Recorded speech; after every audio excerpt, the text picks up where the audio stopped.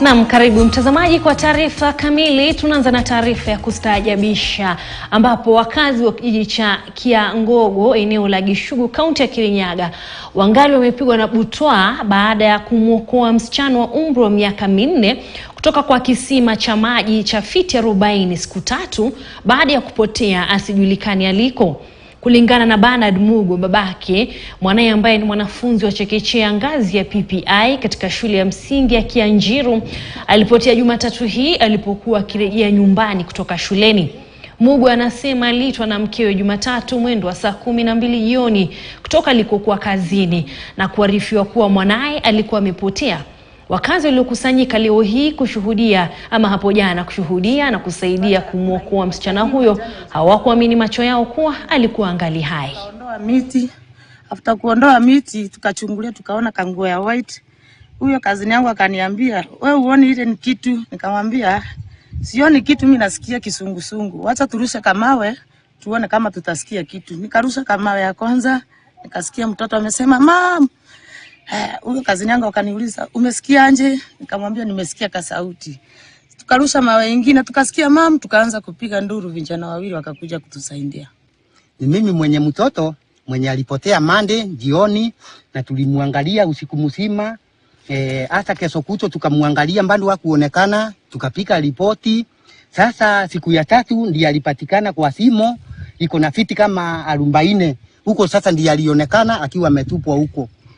Lakini yako uhai, anjakufa, anaongea na anakula na saa hii kwa hospitali. Hata pisa amepigwa ya kichwa.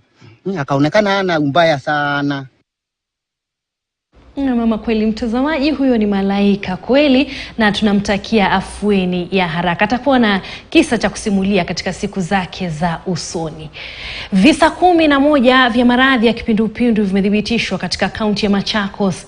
Kulingana na waziri wa afya kaunti hiyo Daniel Yumba, wagonjwa 8 wanaendelea kupokea matibabu katika hospitali ya Machakos level 5. Mmoja miongoni mwao akiwa katika hali mbaya. Tayari kaunti hiyo imepiga marufuku uchuuzi wa chakula katika muda wa majuma 2 yajayo. Aidha, sampuli za chakula pamoja na maji kutoka maeneo 7 vimechukuliwa ili kupimwa katika maeneo ya Machakos na Kangundo.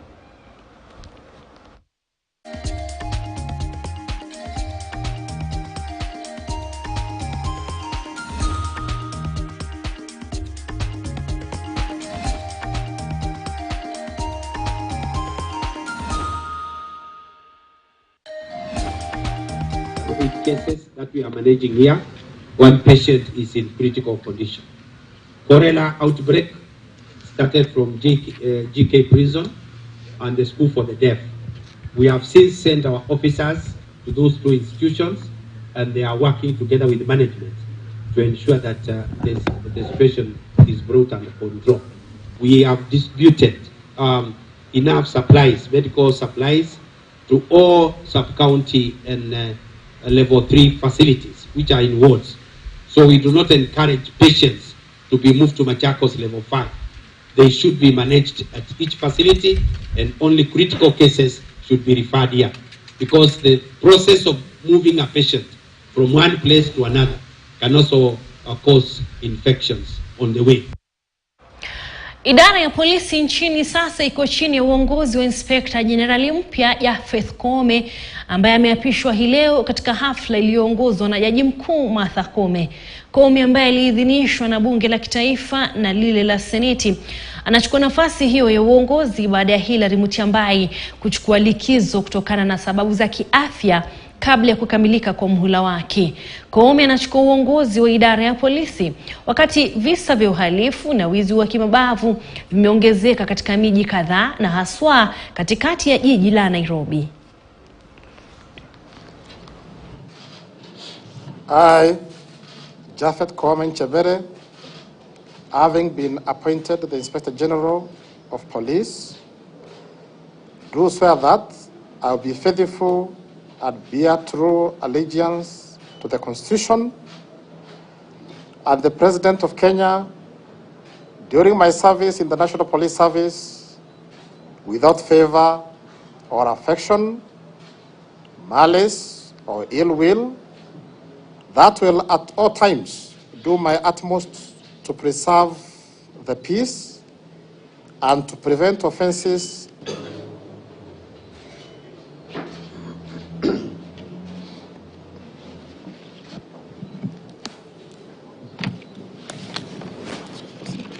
kuna maofficers wa police who are very professional. 98% we have no issues with them. Maybe just 2%. And we are really being assisted by the commission, the IPOA, other oversight bodies. Again, we have the critical mass within the police to manage the 2%. But we are very professional police service. Kwa hivyo hawa kora wako kule nje wanafikiria watatishia maisha ya wananchi. That will not happen. Mkora ambaye anafikiria atatembea na kisu huko nje, anadunga mwananchi na kisu kwa kisu. Mkora ako na bunduki, utafanya mwananchi mtukufu aumie. That will not happen. Wale kule wanaiba ng'ombe. Actually, it is livestock rustling. It is not cattle rustling. A lot of property destroyed. Wananchi wanakufa, maofisa wanakufa. Our strategy now is to target the loans. We are calling them livestock loans. This is the Kenyan dream for a police service that serves the people and upholds professionalism. I'm happy you have mentioned professionalism, because no police officer is trained to abuse the power, to abuse the rights of Kenyans, to arm the Kenyan. We have resolved that we will not delay disciplinary cases brought to us by the Inspector General at the Commission. We will act immediately, but we will also do diligence to allow a fair administrative action for the officer who is accused, so that he can appeal or have redress, so that we can hear what is really the matter. Na katika ngazi za elimu ni kwamba jopo linalochukua maoni kutoka kwa umma kuhusu namna ya kuimarisha mtaala wa CBC linakamilisha zoezi hilo katika kaunti ya Nairobi na kaunti zingine 9 leo hii. Mwenyekiti wa jopo hilo Profesa Rafael Munavu amesema ingawa mikutano hiyo ya umma inakamilika hii leo, wananchi au hata mashirika wako na maoni bado. Wana haki ya kuendelea kutuma maoni hadi Novemba tarehe 18. Kamati hiyo inatarajiwa kuwasilisha ripoti ya awali kwa rais katika wiki ya kwanza au ya pili mwezi wa Disemba.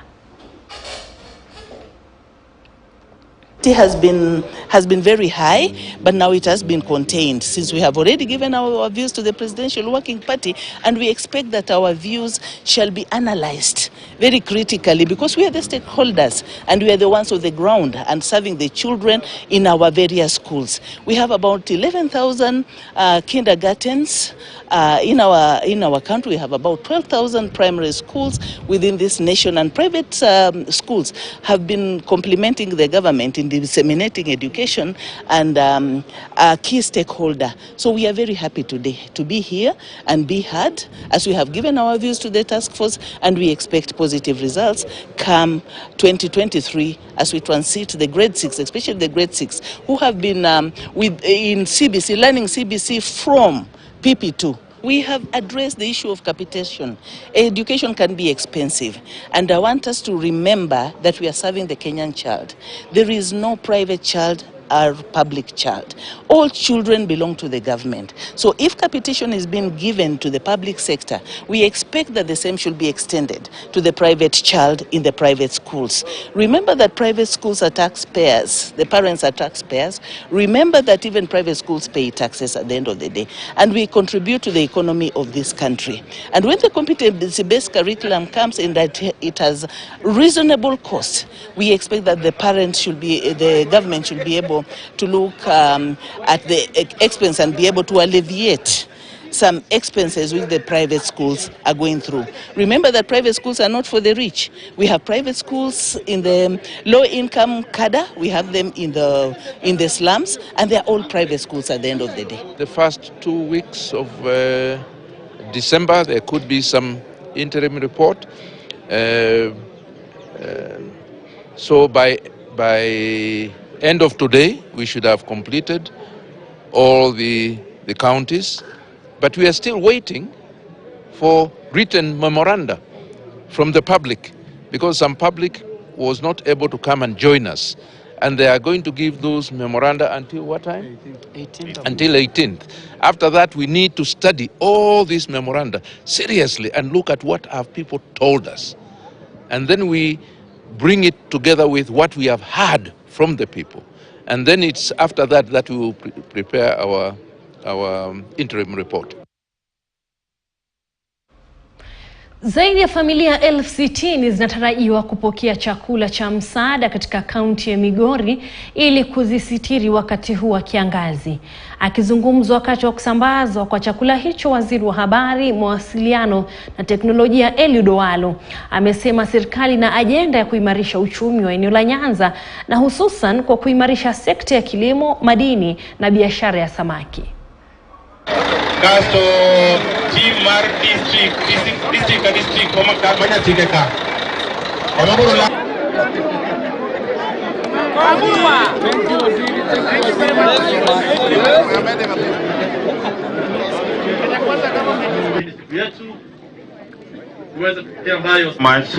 Udogenga ametuongelesha.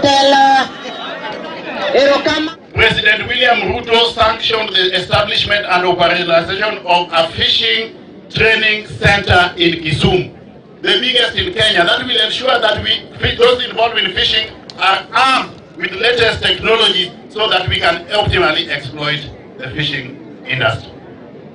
In areas such as Yala and other places, we will ensure that we put in place proper irrigation infrastructure that will ensure that we have adequate food security. We have mapped out and we know the roads that need to be built. We know where the places where there is challenges of water. We know where there are challenges of electricity. So what I want to tell you, ladies and gentlemen, in short, is that William Ruto's government is going to deliver on the promises that we made to the people. It's going to be ready for rollout by 1st of December. Mtazamaji, kutoka maeneo ya Nyatike tuelekee maeneo ya Ukambani, ambapo takriban watoto walio chini ya umri wa miaka 5 katika kaunti ya Makueni wanatarajiwa kunufaika na mradi unaofahamika kama malezi bora, ambao lengo lake ni kuimarisha lishe bora pamoja na afya ya watoto. Mradi huo ambao utekelezwa kwa awamu 2 kila mwaka kote nchini pia unalenga kupunguza maafa miongoni mwa watoto kupitia huduma za lishe bora zinazotolewa katika vituo vya afya ndani ya kaunti. Mradi huu unawalenga watoto wa chekechea katika shule za umma na zile za binafsi ulizinduliwa hapo jana katika eneo la Wote. Ndio walimu wetu. Hebu sema ujeni hapa haraka.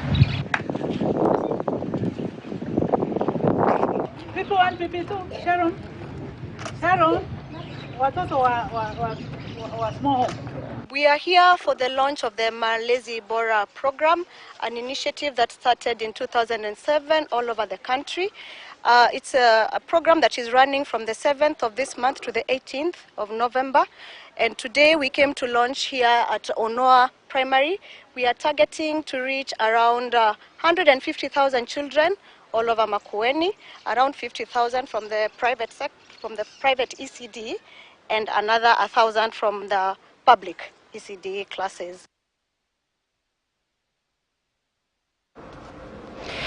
Na mtazamaji, na sasa nataka nikupeleke moja kwa moja hadi katika jumba la mitihani, ambapo naibu rais Rigathi Gachagua anazindua rasmi kalenda ya mtihani. Hebu tuelekee pale tuone yanayojiri. Central, Nairobi and every part of Kenya is represented here. We have 383 deputy directors of education here with us, representing the various sub-counties in our country. We have 367 deputy county commissioners, and we have 126 assistant county commissioners. We also have county directors of education, plus other top officers in the ministry. Your Excellency, sir, I was here by 8 a.m. and we went through the procedure and the system and the mechanism that is supposed to be undertaken to ensure that this year's exam is credible and that it undergoes all the processes of integrity, because we want to make sure, Your Excellency, 100%, that we will be able to deliver a credible exam to the Kenyans. Your Excellency, I want to thank you because today history has been set in 2 ways. One, Your Excellency, is your presence here because, as they have confirmed, at no time have we had His Excellency, the Deputy President, at any given time, gracing and launching a national examination apart from this day. Can we applaud His Excellency, the President, the Deputy President? We thank you, sir, because even ever since the time I was nominated as the Cabinet Secretary of Education, I've been engaging you time and again. Even at one time, you gave us an opportunity to come with the Chief Executive Officer of Kenya National Examination Council, Dr. David, who is here, to give you a proof that indeed all is well and we are going to deliver a credible exam to the Kenyans. Sir, as we went through the process in the morning, we were able to identify the loopholes, and we did agree on one thing. One, that today, as we hand over the padlocks, indeed, the process has formally started. And we say to the county commissioners here and the directors of education, sir, that the 493 storage centers and the distribution centers that we have in the country, actually their work starts as they are opening the container. That is when the work starts. And from there on, until each and every paper is done, that we will be able to expect monitoring and very close cooperation amongst all the government agencies, such that each and every day they are reporting that all is okay. And so we also came up with a new system where we said each and every one of them, including the security personnel going to man the centers, will be personally accountable. And the way we used to do in operation order, such that instructions are given in a very clear manner. In this particular aspect, we also said this is a national exercise of national importance, such that it is like an operation order where very clear instructions have to be given so that we are able to do what is right. So the second set of history that is being done today, indeed, we are having 3 exams being done concurrently from 28th of this month up to 30th. And of course, the Form 4 exam will be able to continue until the 23rd of December. So it's another history in the making, but all arrangements are well. We have been able to deploy enough personnel, of course, adequate center managers as confirmed by none other than the CEO of Teacher Service Commission, and also the supervisors and the invigilators. Even them, Your Excellency, sir, this time round we said they will be personally held accountable, such that as they open the papers, particularly the second paper, they will be able to indicate what time they opened it, and they also, it will also be witnessed by the security personnel, such that without the checks and appearances, we hope that we will be able to deliver something that Kenyans will be proud about, because, Your Excellency, education is a key, and we cannot be able to entertain, we cannot be able to accommodate any kind of malpractice, any kind of leakage, any kind of thing that will be able to compromise the integrity of this national exam. So, sir, we want to assure you and assure the country that each and every action has been taken. We will be moving around. Actually, there will be briefing from 14th to 18th of this month to all our officers, and we are prepared, including those other schools where people were saying the population is a little bit too high, like Nairobi, Mombasa, certain schools. We have come up with necessary arrangements to ensure that all goes well. So we will make Kenya proud. Did you assure me that we will make the country proud? Did you assure me? Can you assure His Excellency the Deputy President that we are going to deliver? Because it is you here and all of us who are going to make sure that we deliver a credible exam. Can you raise your hands to assure His Excellency that all will be well? So, sir, we are ready, and indeed we are going to do it. His Excellency, for those of you who don't know, he has a background, and his background is in civil service. He's a career civil servant, and those of you in administration, you know, we have been in that game together, and in administration we used to say one thing: no assignment can ever be given to you that you cannot manage. In actual fact, at the KIA, Your Excellency, you remember what you used to say, like Julius Caesar, that you have been given an assignment, you say, yes, I went, I saw, I conquered. So in this particular war, you are going to conquer. We are going to manage and successfully so, sir. So with these many remarks, it is now my very present and humble duty to welcome His Excellency the Deputy President of the Republic of Kenya to talk to all of us. Kindly, Your Excellency, sir. Can you be up standing, please? Makofi. Thank you very much. Please be seated. The Cabinet Secretary, Minister of Education, the Honorable Ezekiel Machogu, the representative of the Cabinet Secretary for Interior, Principal Secretary President, the Chairman of NEC, the Chief Executive Officer NEC, officers involved in the administration of the 2022 National Examination, the NEC staff, ladies and gentlemen, good afternoon. First and foremost, I want to register my apology for keeping you waiting. I know I was supposed to be here around 1 p.m. It is not my habit or that of the new administration to keep people waiting. We keep time in all circumstances.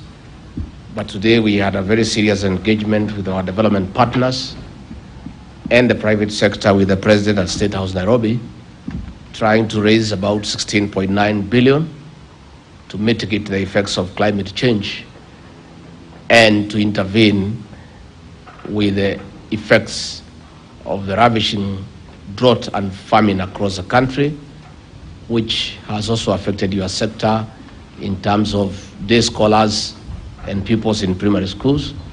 So it was a fundraising exercise. And you know, when you are looking for money, you don't become impatient. You just wait. You know, this begging has no dignity. So we kept on asking for more and more. Even your minister was with us. We excused him to come here, and I waited until we got the last penny. So I want to apologize. The new administration respects people and respects officers. We will not ever again keep you waiting, because it is not right. You have left your stations and you have work to do. We would have wanted to finish with you early so that you go. So have you forgiven me? Thank you very much. Asante sana. We gather here this afternoon to launch the 2022 National Examination Season. This marks the start of a transition of our candidates at both the KCPE and KSC levels to the next stage of the academic journey. We commend them for their perseverance and discipline along the way. This is the first national examination under the Kenya Kwanza government It is also the first examination after the COVID-19 pandemic, which has since gone down. We are glad the normal academic calendar takes shape early next year. Further, this examination takes place when we, through the Presidential Working Party, are engaging Kenyans on the education system they want, which will deliver the requisite to plug the job market demands. The clamor for reforms was triggered by the competence-based curriculum CBC, which currently has enrolled over 8 million children from pre-primary to grade 6. I would like to appeal to parents, guardians, and stakeholders to continue giving their views to support the reform of our educational system. Ladies and gentlemen, Kenya is among the top 10 countries in Africa with the highest internet connectivity. In addition, close to 30 million Kenyans are on broadband. We have also rolled out 5G internet speed. This is a deliberate government effort to open new horizons for the youth in employment, creation, and alleviation of poverty. This will also enhance traditional economies to perform better in the new world of work. We are also seized of the fact that learning activities were interrupted by several insecurity challenges, especially in the North Rift and other areas prone to cattle rusting and criminal activities. President William Ruto has firmly committed to take every measure to end this criminality. We have mooted a multi-agency short-term plan to ensuring that schools in the hotspots are not interrupted. We will also go an extra mile for every child in those areas to sit their exams as planned. Ladies and gentlemen, officers, we know that the ongoing drought has affected schools, especially day scholars who constitute around 70% of our secondary schools. In addition to the food distribution in arid and semi-arid areas, measures are being put in place to ensure students do not miss exams due to hunger. Invited guests, ladies and gentlemen, since 2017, the government has been implementing a 100% transition from primary to secondary school. This aims at providing basic education to all. That is why we have activated more TVET institutions across the country to complement universities and the middle-level colleges.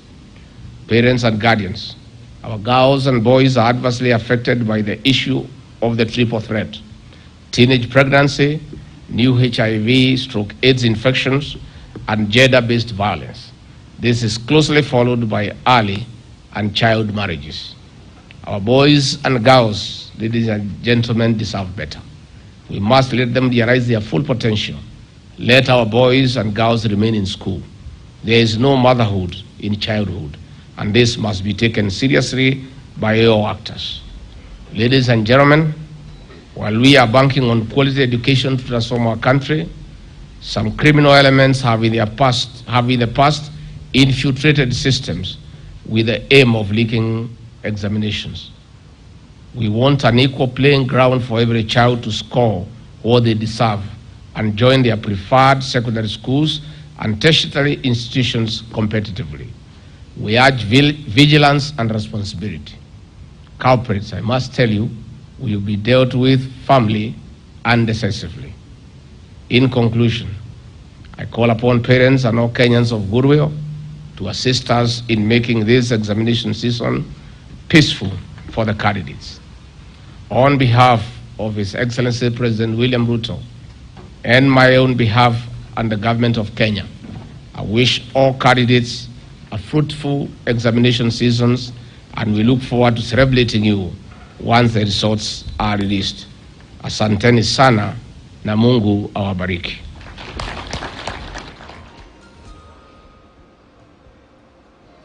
Naam, bila shaka mtazamaji, hizo zimekuwa picha za moja kwa moja kutoka maeneo South C katika jumba la mitihani, ambapo naibu rais Rigathi Gachagua ameongoza rasmi shughuli ya kuzindua mtihani wa kitaifa wa baraza la mitihani nchini NEC, ambapo tunatarajia kwamba ni mwaka huu ambapo mitihani ya gredi ya 6 KCPE na vile vile KCSE itakuwa inafanyika. Tumemwona vile vile waziri wa elimu Ezekiel Machogu naye akizungumza pale serikali. Kumbuka, huu utakuwa ni mtihani wa kwanza wa kitaifa ambao utakuwa unafanyika chini ya utawala wa serikali ya Kenya Kwanza. Tuelekee kwenye mapumziko, mtazamaji, tungali na mengi.